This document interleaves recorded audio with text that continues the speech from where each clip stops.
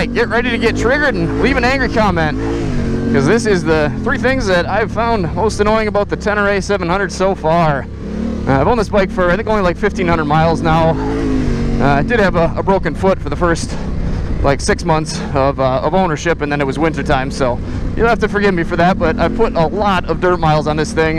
I hardly ever take it out without hitting the dirt, so kind of keep that in mind. Woo! I think actually probably the first thing that I noticed that I really didn't like about it is that the handlebars make your wrists hurt. And I wasn't really sure what it was to begin with, but then I kind of saw a couple other people, whoa, look at that rock! I tossed that good. Saw a couple other people online complaining that there's not enough sweep to the bars, and I think that probably has something to do with my size. I'm 5'10", so I'm kind of at a reach to get the bars, so that makes me have to angle my wrists even more. I think if they were swept back a little bit, that would be a little bit better for my wrists. Obviously something that's easy enough to replace. Maybe even just bar risers might do it. But stay tuned for that. I'll do a video on that, whatever I decide to try. Look at the river. Should have brought my fish pole. No time for fishing today, though. There's complaints to be complained about. Woo. The next thing is probably a little bit hard to show while I'm riding, but if you notice, the case here sticks out a bit, and when you go to really grab the bike with your knees while in a seating position, not so much in a standing. In a standing position, it's really not a big deal. You kind of bump into it a little bit once in a while.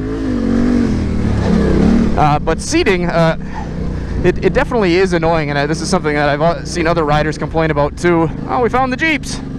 Great. Especially at first when I got on this bike, like I said, I had a broken foot, and that was from being hit by a truck.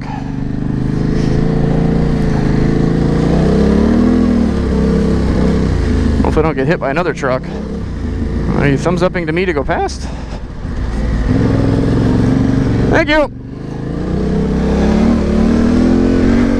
I was really nervous the first time I got on it, so I was hugging it about as tight as I could, and running into that just felt like, I don't know, it just felt like it shouldn't be there, and it was not confidence inspiring, and just kind of really threw me off a bit.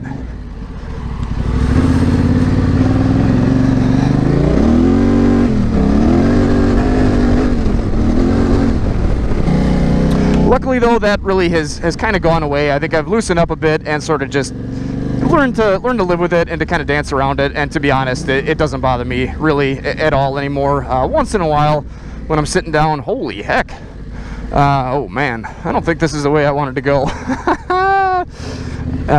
Once in a while I'll bump into it, and it'll kind of annoy me a bit, but not really a huge deal, and something that's definitely worth getting used to for the amazing, look at that, amazing other things that this bike has to offer.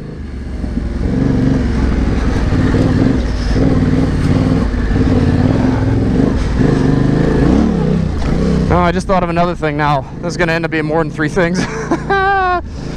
So the next thing is something that I've been trying to remedy in my recent videos, and whoa, I think it ended up being a good thing that it bothered me, because it's got me to kind of look into suspension setting a little bit more, and has forced me to get things a little bit better dialed in, even though it didn't actually fix the problem, and that is kind of an annoying, non-confidence inspiring chatter that you get from the rear, and speeding up the action of that rear spring. What is going on here?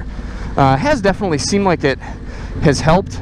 Keeps the rear tire in contact with the ground a little bit better, because along with that chatter, it seemed like at the factory recommended settings I was losing traction.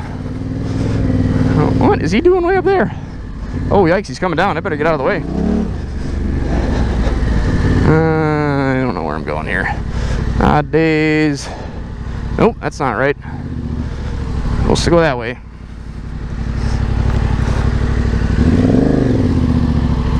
Oh no, it is right. I don't know what the heck I'm doing here.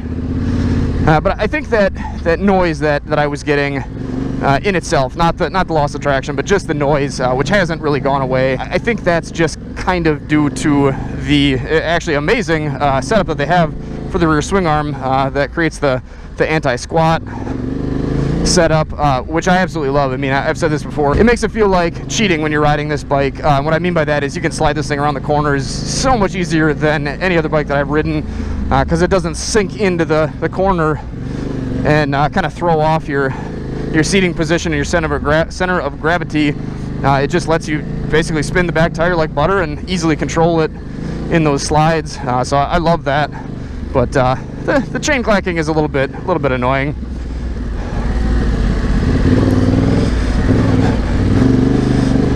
So that's my 3 things. I guess I've actually got 2 others now that I think of it.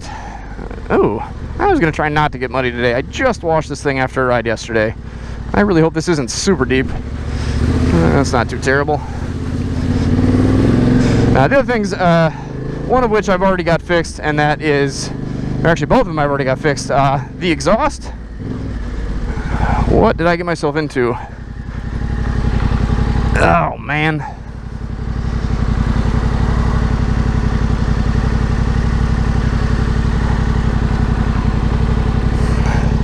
That is quite the soupy mess. I think that way would have been better.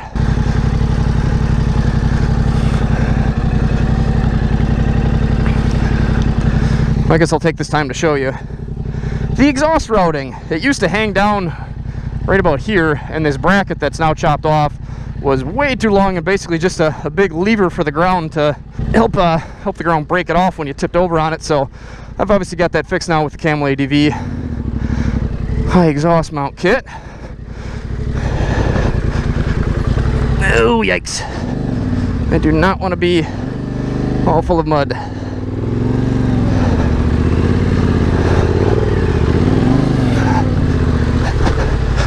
Woo!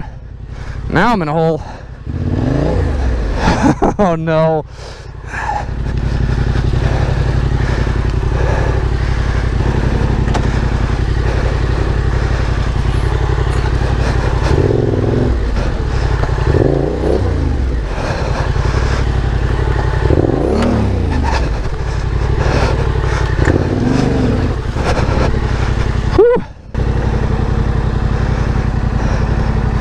Always forgetting to turn that off.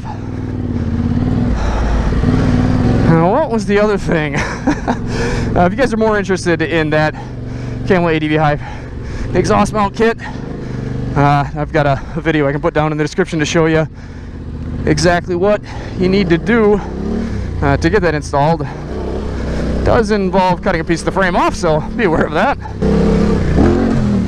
Woo. The rear brake is also a little bit squishy. That's not necessarily something that's a good thing. It doesn't really bother me all that much. Your front brake is your important one, and the back brake does something. I actually adjusted the pedal up a little bit, so I've got a little bit more range of motion that I can lean on it a bit when I need to.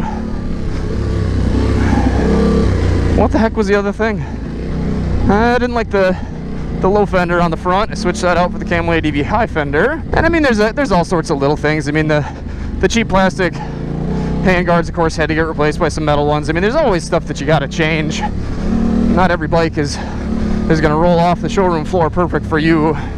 Hardly any do, really, depending on what you want to do with it, I guess. I guess the Tenere is getting off easy today. I do not know what that other thing was. I guess maybe it was the front fender. I really don't know.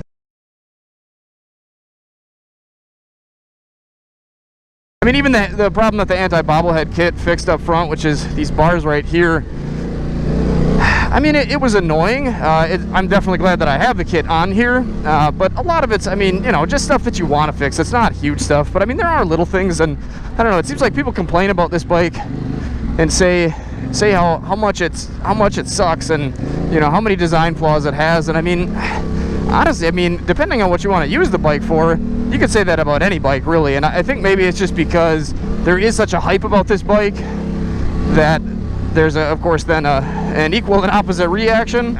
To be honest, though, I mean, I absolutely love this machine. And while the things that I've listed today, you know, are annoying, they're definitely not anything that I am worried about when I'm off the bike or thinking about when I'm on the bike. Other than, I guess, long highway rides when my wrists start to hurt. That's a little bit annoying. But I mean, that's just an ergonomics thing. And I mean, people say the seat's too hard. Honestly, it really doesn't bother me that much. I don't do super long highway days. I'll ride an hour at a time on the road, you know, sitting on the seat and then off the road, when I get to the trails, I'm usually standing up. And, you know, I've got to make that hour trek back home. So I might put in 5 hours on the bike, maybe, you know, 3 hours collectively on the seat. And it's not the greatest, but I don't know, it's not that bad. I mean, it really depends on what you're going to use this bike for. And I think you just need to kind of figure that out for yourself if it's going to meet your specific needs. But for me personally, I absolutely love this thing. It's the most fun bike I've ever owned.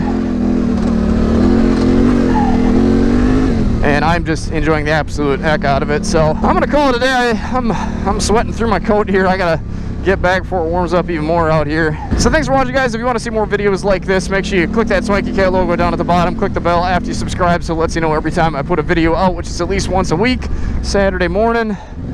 Other than that, guys, get out, enjoy this beautiful world if you can. And if you can't, check out some more videos up at the top. Thanks for watching, guys. Take care, stay safe, and stay swanky.